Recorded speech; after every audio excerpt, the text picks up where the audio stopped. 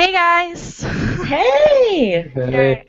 this is our first official Google Hangout, so let's just get started. I'll start. The first thing that I looked up for us, which would be really cool for teachers, is called Book Wizard. It's actually a website you go on. It's on scholastic.com, um, and you can find books on there and search them up for by grade level. So you can do first through 12th grade. You can even look up guided reading for like lessons and stuff to help you as a teacher. And then there's even an option where you can look up similar books that you've read before. So say if in a classroom, if we were reading a certain book and we wanted to do a lesson like it, to be a similar book, we can look up a similar book by typing whatever the first book that we looked up and find another book just like it. So if the kids liked it, you can find another book that was just like it so the kids can like it too. There is also reading grade level. You can search by reading grade level. So that works really well for us because if we have different reading levels in the classroom, so different students, we can have we can look up for students who are advanced or less advanced in their reading. Then we can also help, it also helps with lessons for when you're trying to look up for all those books. And then there was a specific part that if you go to it, um, where you sign up for the educators, it was you could do a book fair for the school, which I've actually seen in classroom observations myself. I've seen them do a book fair. I've seen a teacher actually use this website to start a book fair at her school. And then there was you can purchase books for less money if they're at the book fair. Uh, and then for us as teachers, if we order online under the educator part, then we actually, again, it costs less money, which is good for us. It's always good to cost less money. And then there's you can receive email newsletters on the newest books that are popular and all of that, so that when we want to look up new books that are new and cool for the kids, we can look up new books. And then the best part about it is there's actually a Book Wizard app. So you can go on and your iPad, which a lot of us like to use, a lot of teachers, you can read together in the classroom because you can actually build a library off of Book Wizard. So if you buy the books, you can put it on the library, and you can. I figured you could read it. Like I would use it personally, like to read together in a classroom with the students. And then you can also find books. So if you have a book and you want to scan it and you want to find it on BookWizard, so if you go to the library and you want to buy that book, you can actually scan it on your iPad, like the little scanner thing that's on the back of the book, and then you can actually buy the book off of BookWizard. And you can also share the book list. If you make a big book list, like for your class and stuff, you can share it. I could share it with you guys, like as the teachers and all that. We can share it. So, any questions on Book Wizard? I had one. The payment for like buying the books, was it all like online, or did they have a way you could do like a different form of payment? Uh, Most of it was online, but I guess cause book fairs, cause like I Yeah, said, you do like the says checks and stuff. yeah, you can do checks and all that as well, especially at the book fair because like we always send the book fair things to like parents and stuff, like the little pamphlet that has the books in it. So there is Hmm. different ways I guess you could pay for it, especially if there's a book fair coming. But Hmm. probably mostly like credit card. Online. Yeah. Yeah, I loved going to the bookstore during our school because we would get our little wish list and we'd walk around the library and be able to pick out the books that we wanted to read. And we'd go home and be like, Mom, Dad, can you please, can I get this book? And they're like, Right, well, how are your grades? right. Maybe for Christmas. I would always circle through the pamphlet they gave me taken home. I'd always circle the books to get and stuff. Of course. Yeah. Right. Okay. Okay. So we're all good on Book Wizard. I Hmm. love it. Okay. Good. All right. The next one I did, which is actually a really cool tool. I actually really liked it. It's called TouchCast. And literally the beginning of the website says future of the video web. And what it is you can basically make a video channel on it, but you can also post videos on it as well. Um, but the cool thing about it is when you're recording like us as teachers, I would say we use iPads and all that. When you record it, we can actually take it and add really cool effects to it. Like you can add backgrounds to it. There's like apps where you can add certain things while they're presenting. So like as of now, like if I wanted to show you guys a website or if I wanted to show you a picture, it could incorporate that in the video and it would like be in the corner like here and it would show it that way. Um, like for example, say if we were teaching about volcanoes, like we were doing a video to teach the kids, like we were just showing the video, um, and we wanted to put a picture of the volcano to like point out certain things, like where the lava was. So like if we put a picture of the volcano, it would be here, and we could see it too, and we could point to the lava, like talking about it, like this is hot molten lava. So for it was showing certain videos on each education thing. There was a social studies one when I actually saw one of the videos. The kids were acting out like the Roman Empire, and they had the background like for the Roman Empire. It was really funny. So that was one. There's one for science. Which I saw a lot of teachers sharing lessons, but there was also students doing projects. So that's another thing that we can incorporate that in to get them more involved with it using not only technology, but like using creativity as well. And then there was the English and reading one, and one of the ones I saw for videos I saw for that one was Dr. Seuss. They were reading the new Dr. Seuss book. About pets and stuff, and like they named pets in the book like random weird pets, and they drew it, and each student would read that part of the book and they would show their drawing on the side. It was really cute. Excuse me. And so it would also enhance further reading skills as well. And then there was even a newscast one. So like you know how usually there's news in the morning for students like when they do the Pledge of Allegiance and all of that. Hmm. They Yeah. had students presenting for their school, but it was really cool. Like one girl had was talking about if what the weather was going to be for today, and she had a weather map behind her, and she was Wow. where her school was. So like that's really good too for them to have the social skills and presenting skills. But for us personally, you can use, there was even, I kept going further into it. There's this thing called EDU Cast, which was education cast, and it actually showed lesson plans on how to use it, and like lesson plans that we could use as teachers um, for like certain things we wanted to teach. Like if Griffin wanted to do a science lesson, because you're really into science, correct, Yeah. Griffin? Yes, I am into science. As I I love say, it. they showed lessons on like science, like what you could use as for it and what the students could use as activities on it. Like it had full lesson plans, which I figured if that'd be a lot easier for us, especially if we don't know how to use it yet. Um, I've seen the iPad used a lot in classroom observations. Um, I don't think I've ever seen TouchCast yet, but I think it would be really cool to incorporate it just because of the creativity behind it and all of the apps and stuff that they had added with it. Um, any questions? No, I just I'm still learning everything about the iPad, and knowing that they're able to do these things is just really interesting and intriguing, and I feel like I should be writing down notes, but I'll definitely be watching these hangouts again to refresh on the apps. Yeah. I had one question. How often does the website like update with new lesson plans and like all that stuff? Is it Uh, daily? yes, they Okay. update newer videos. People actually can vote on it too. I actually Oh, forgot okay. to mention there's strips on there like to show like the video channels and stuff. There's actually Oh, okay. news. They update the news on there as well. Like Oh, There was BBC on it. Uh, there was a couple other newses as well. So like they mhm. updated a lot of news on it too. So I figured it'd be updated daily, especially if it's got Yeah. news on it.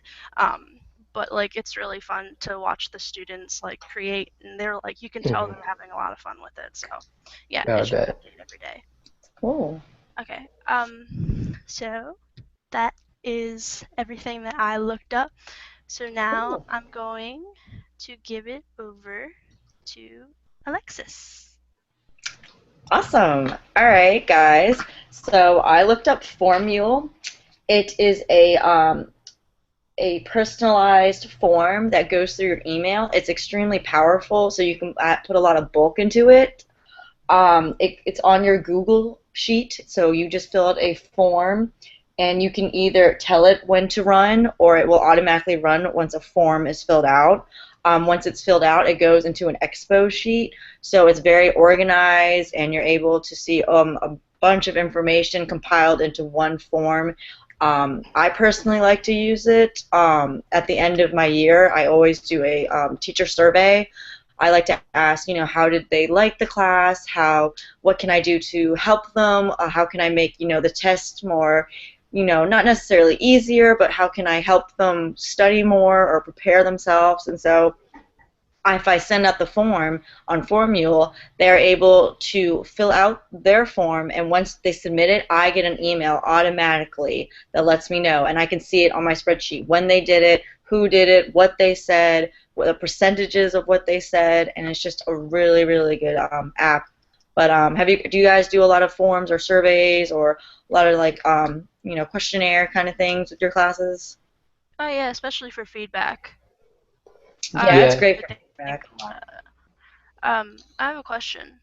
Yes. If you for some reason, let's say you're like halfway through using the form, does it Mm. automatically save if something like the internet shuts down or anything like that? Do you know if it automatically saves?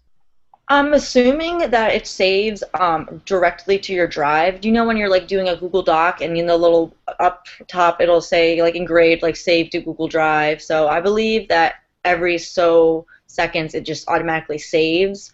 I do know when you sign up you have to agree to a lot of things and allow like it to go through emails and able to send. There's some legal issues and but it's just it's a perfect way just to get from information on what that everyone will be doing a single form and just automatically to your email, and you can just see the individuals or you can see it, the little picture or the big picture. So I thought that was kind of cool. I kind of like spreadsheets because it's very organized, but sometimes the lines are too close. It gets a little too much. So Right, it's right. good looking at it as the percentages, and it's good to see who turned it in at what time and stuff. But other than that, it's really good for forms. Um, Especially, Yeah. I also had a question for you. You said it was like a lot with Google. Is it strictly through Gmail, the email account, or can you use other emails, or how does that work? I'm assuming it's through Gmail because it's a Google like Chrome, I believe, app, but Oh, I have not experienced it or used it with like Yahoo or AOL or a school email. But oh, I know that I'm pretty sure if as long as you're the person making the form, it has to be through a Gmail. But I think, and so that notifications go hmm. to you. But I'm not. I still have to look into that. Yeah. But I'm. it probably does. I would assume that you could use because I know Google is good for having a lot of links. Mhm. So I'm sure you could link it and at least send a link to your email so that it can take you back to wherever that is. Like, Yeah. it just makes sense that way because Google's really good for stuff like that. Yeah, Google's amazing. I don't understand why everyone should at least have a Gmail account, I believe, because it's so organized and there's so many, apps they can use. But Formula other than sounds that, good you for guys, organization. Formula sounds really good yeah, for organization because as yeah, I'm not yeah, that. it's really nice, and I it's like things perfect for that when you have to show it.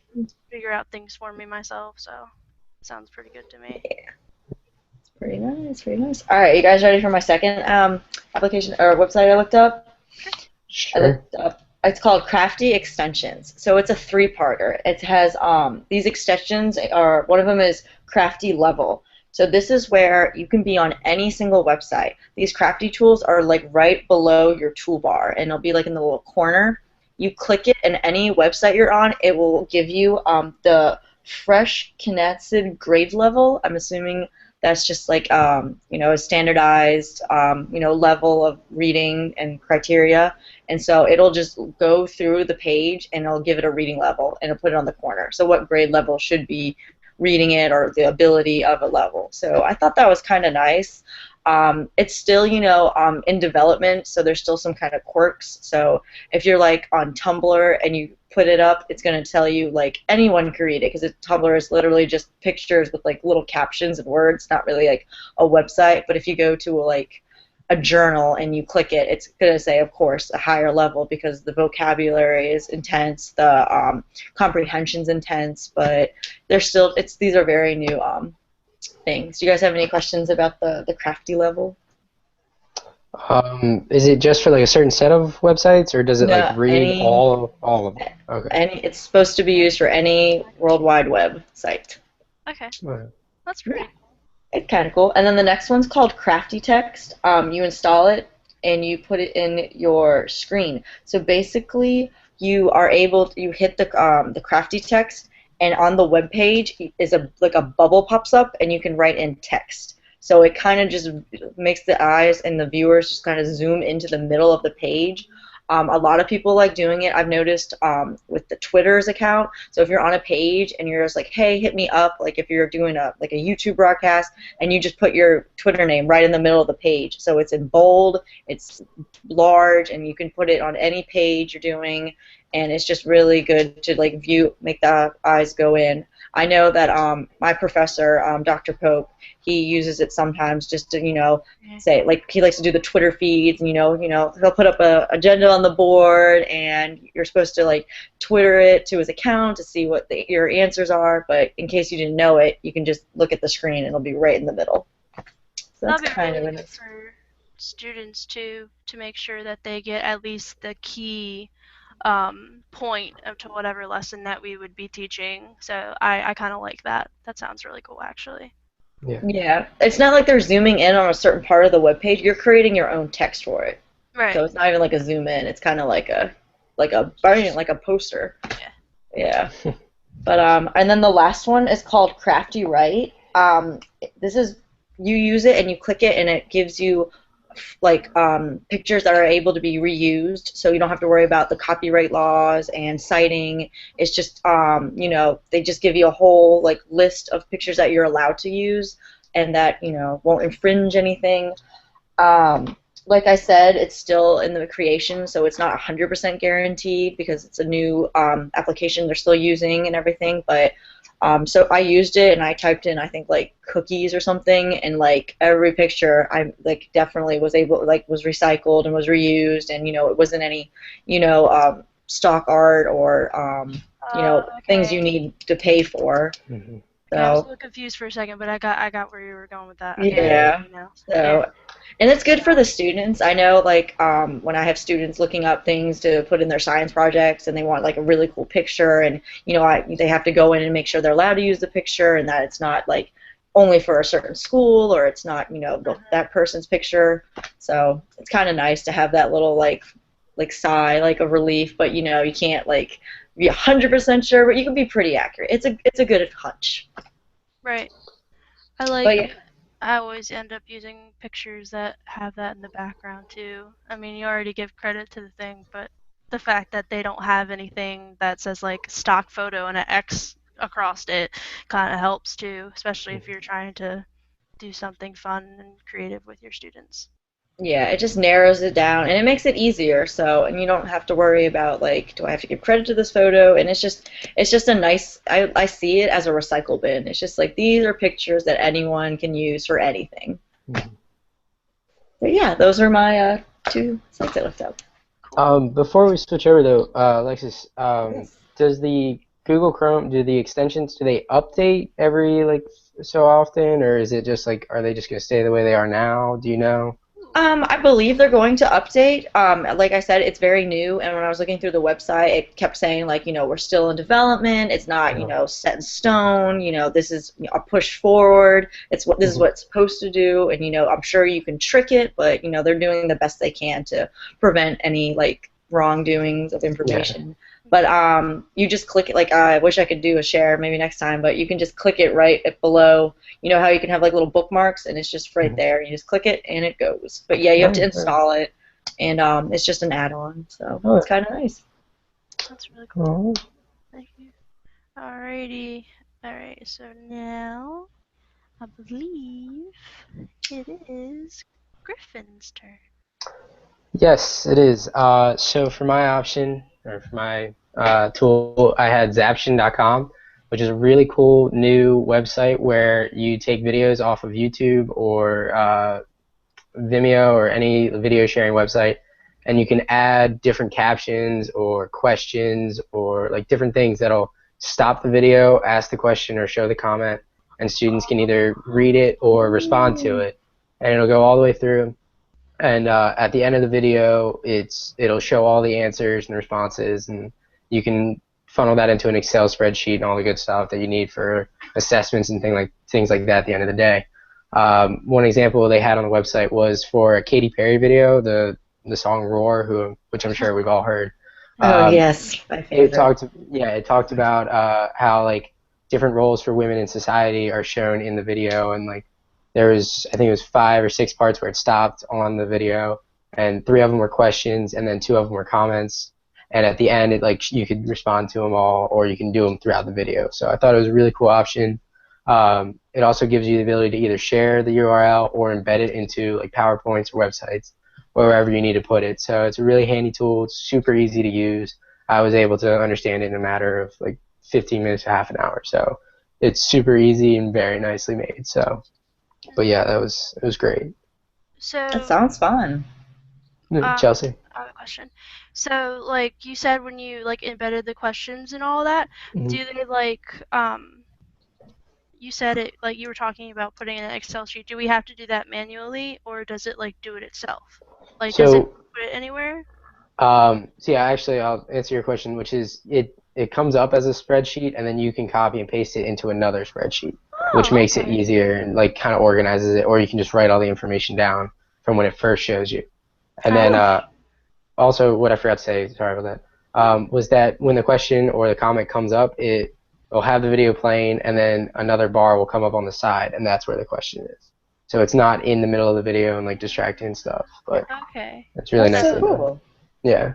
can it still ask the question during the video? Like you said, it stops. Can it do it Um, during?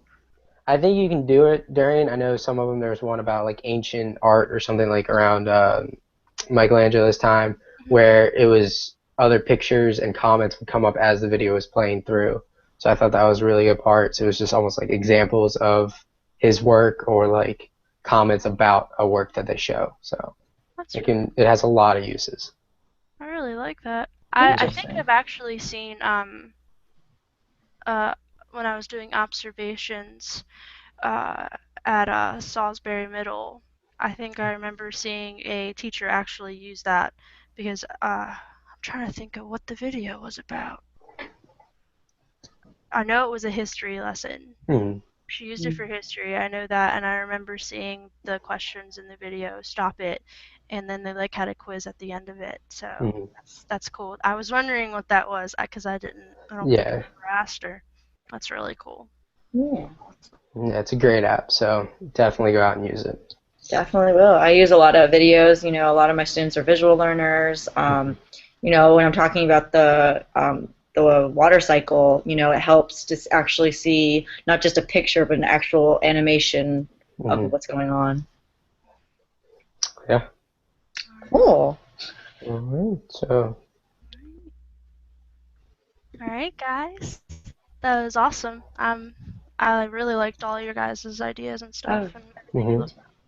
So I'll see you guys next time. bye. See ya. Bye. Bye.